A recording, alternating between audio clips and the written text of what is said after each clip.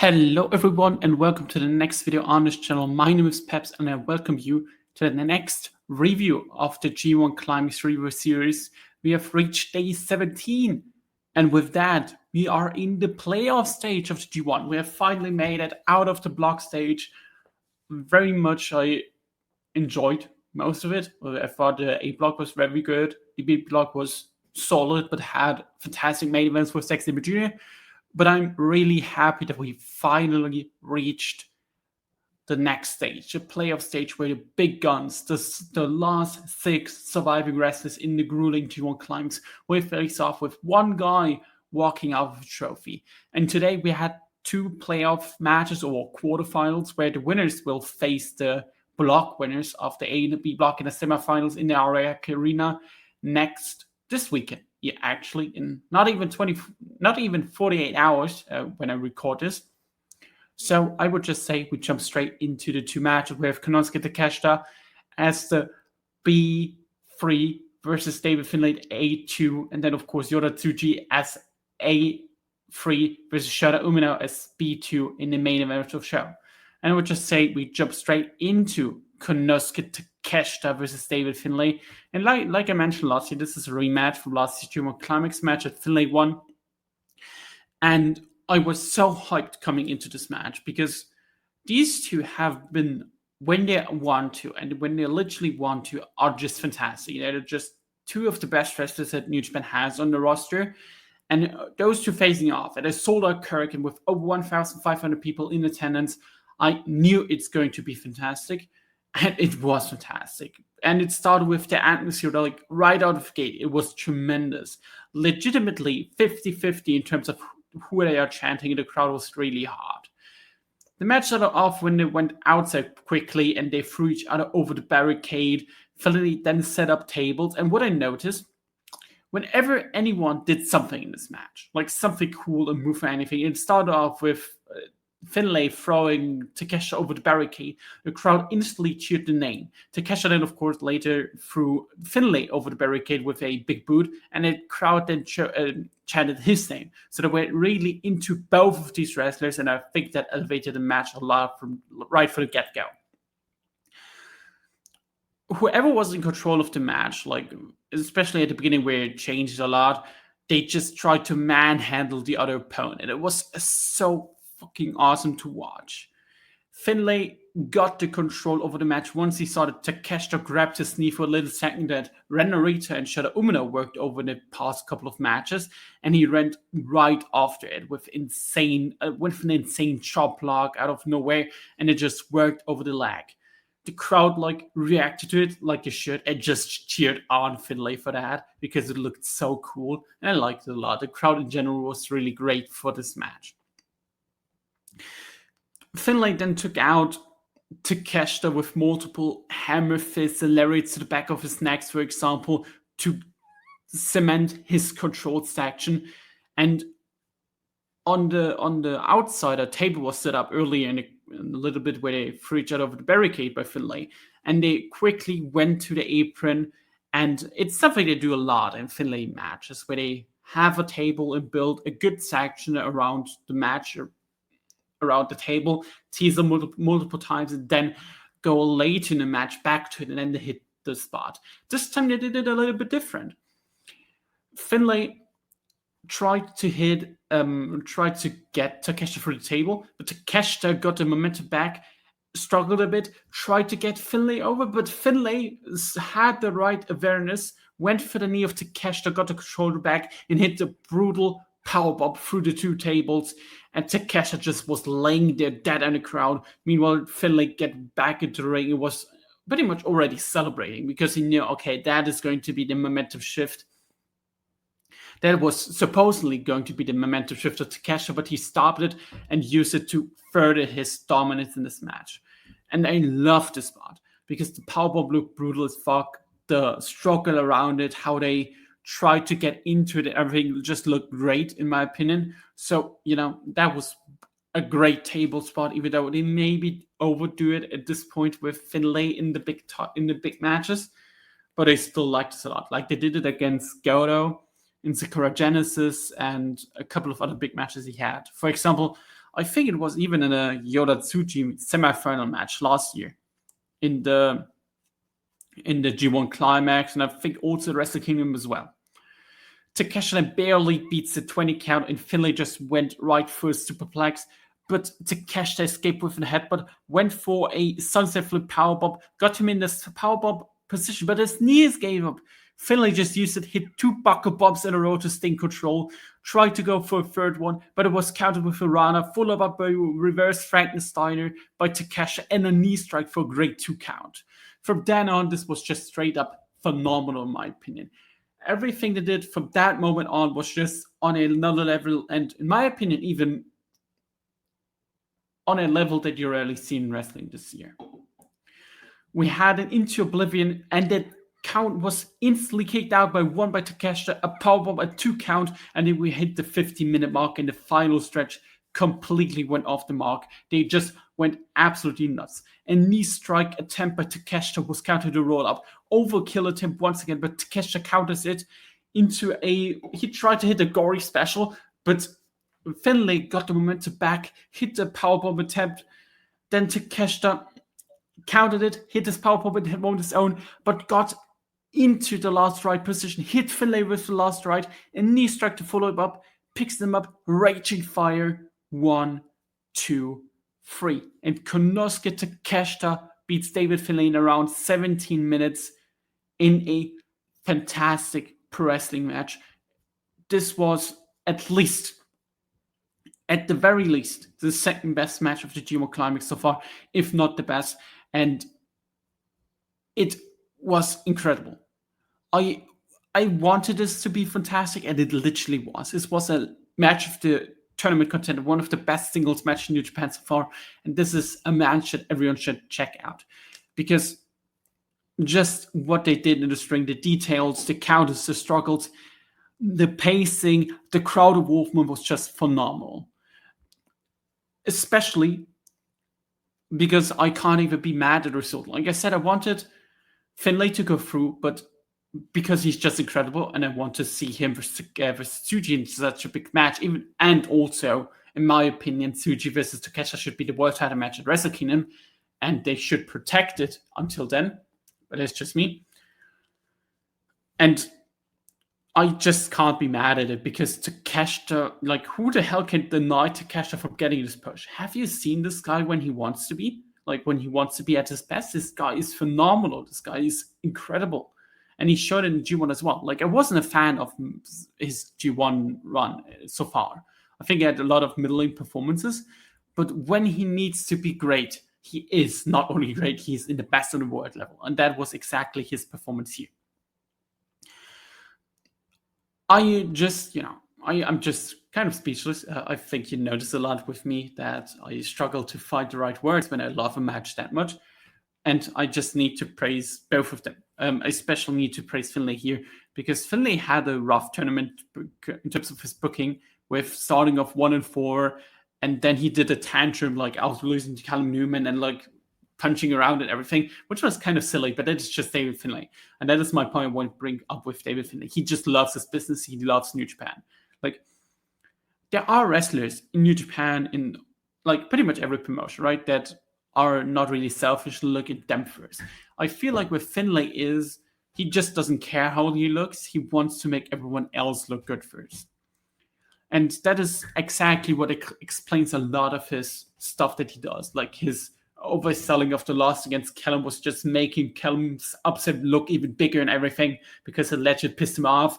Similar to what Zack did against Shota Umino in the G1 match, where Zack had kind of like this tantrum a little bit. Not as much as Finlay had, but he had one to sell the loss. But that is not the only thing Finlay does. The way he bumps in the matches to make his opponents look good is phenomenal. And it doesn't matter who he faces there. Like, he does that against the world champion. He does that against someone like Takeshi, someone like Umino, someone like Tsuji. But he also does that against the young lions. You need to watch. That is my take here. You need to watch his matches against the young lions on this tour. There was one where he faced Murashima, I believe, and Tanahashi at like day 4 before the match against Hiroshi Tanahashi and Otto Ward. that he bumped like crazy for Murashina. And he doesn't need to do that. He just does it because he loves this game. He loves his promotion, wants everyone to look good. And that is something I admire with him. Because that is exactly the type of foreign wrestlers that you want in New Japan. Someone that doesn't go for the major big spots and wants to be the ace of the company and everything, but someone that is clearly respected, gets a good push, but is there to make others the bigger stars. Pretty much the role Zack Sabre Jr. had before he got skyrocketed last year. And I personally think that is like the perfect role that David Finlay can have in his company if he sticks around. I still think he should have a world title reign. I believe something like he shouldn't be like the ace that runs the place type of champion, but him taking off the belt from Yota Tsuji, for example, then he holds it for like 2 months and then drops it to another young guy would be exactly the best way to do that. Like the typical transitional champion, so that he gets the accolade that he, in my opinion, deserves because his output is just phenomenal. And then, he drops it to another young guy. His G1 in general was just great, and he showed exactly why he deserves all the praise he's getting on social media and everything. Meanwhile, Takeshita rightfully goes through. Like, you can't just deny him, and he is now facing Zack Sabre Jr. next round. And I think it's very obvious that he's going to defeat Zack Sabre Jr. because he defeated him in the first match. He lost to him in the block stage. So him beating him in the semifinal just makes sense, in my opinion. I can't say anything negative, personally, about him going to the final, because, like I said, he's Takeshita, so I'm happy for that. I think he's the right choice. And he should be the guy who puts over the star that New Japan wants to make, hopefully with Yota Tsuji in the G1 final, because that is exactly what they should be doing. Speaking of Yota Tsuji, I would say we jump into his match against Shota Umino. Winner faces Evil in the next round, and this is the first singles match between those two in over 2 years. And it was in the main event. Coming into this, like I said, I wouldn't have been surprised if either of them was winning, but there's like clearly the signs that Tsuji should be the guy to lead New Japan into the next generation, and this match just showed it. And it started off with the crowd. The crowd and the atmosphere in this match was totally different from the match before, and you notice that because there were barely any chants for Shota Umino. Like, it was 90-10 to Yota Tsuji, even though Regis Uno tried to make it look like 50-50, but it wasn't. It was like clearly, very, very clearly, Yota Tsuji who got like all the chance, and I cannot blame any of them. And this match exactly showed why he's the guy. Tsuji was in control for most of the opening stretch, and the first like 10 minutes or so, I can't really tell you much what happened. At one point, Umino started to do the legwork and everything, and this match was always going to be suffering under, or like after following such a bomb fest that Takeshita and Finlay was. I understand that they want to keep it longer because you need to get the crowd a bit low and then you get them high again. But the long legwork segment did not help with that. I'm bubbled with like the match instincts that Umino has, because that is like exactly not the thing he should have done there, because his legwork is not really good and he doesn't know how to make his legwork interesting. So doing that after the crowd is already on low didn't really help. Like, none of his matches so far got loud reactions when he started to do legwork. They started to get loud when he does the lariats and everything, and he does his moves. To give them that, Tsuji sold the legwork fantastically. It was maybe one of his best selling performances. I was shocked by that. There were like multiple instances where he just sold it to delay a move that got Umino the crowd get the control back over the match. And there's like so simple things that Tsuji thought of. It was like, okay, I'm really impressed with his performance. And that went through the entire match, because I felt like that Tsuji was trying to make this match work. He was trying to make Umino's work work. And he's probably one of the few guys in the promotion that actively try to make Shota Umino guy instead of, okay, show me what you got, kid. And that is like always important with these guys, because the young guys need to support themselves. We know that is just a Japanese wrestling thing. The veterans won't give you everything, or like won't give you much until you prove them that you deserve it. And that's totally fine. But the young guys need to support each other. And Tsuji did that exactly with Shota Umino here in this match, in my opinion. He encouraged him pretty much all to promos and everything, and he made his best to look good. They got in a Boston Crab hold. Umino tried to escape it and was like really long. And that is like where the problem starts with Umino. The crowd does not bother about him too much. They want Yota Tsuji. They made it clear they want Yota Tsuji in this match. And everything that was like, okay, Umino needs to fight back, hadn't really had a great response by the crowd, except for some instances later on when he started to hit his big moves. But especially in like the submissions, it wasn't like working at all. From then on, they started to do the submissions, and they continued to do the submissions and slowly started to pick up the pace and started a finishing stretch shortly after that was dominated by Yota Tsuji, who did like sick moves all the time. Before Shota Umino then hit 2 lariats in a row, and the second chapter attempt that got countered into a stunner and nearly got him there. Shota nearly got Tsuji there, but Tsuji escaped in the last moment. Tsuji then got hit by a knee strike. Umino went once again for Tsuji, but a Gene Blaster out of nowhere to stop the momentum of Shota Umino. And then we had a 2 count with 1, 2, and you noticed it. And that is one thing that Umino needs to fix. He very obviously, like he doesn't even hide it, look up to the referee where he is with the count. And it's so bad because it just destroys all the near falls for me. I'm not stupid. I know what the finish is going to be. Like there are very few near falls that actually get me. Oh, I didn't expect him to kick out.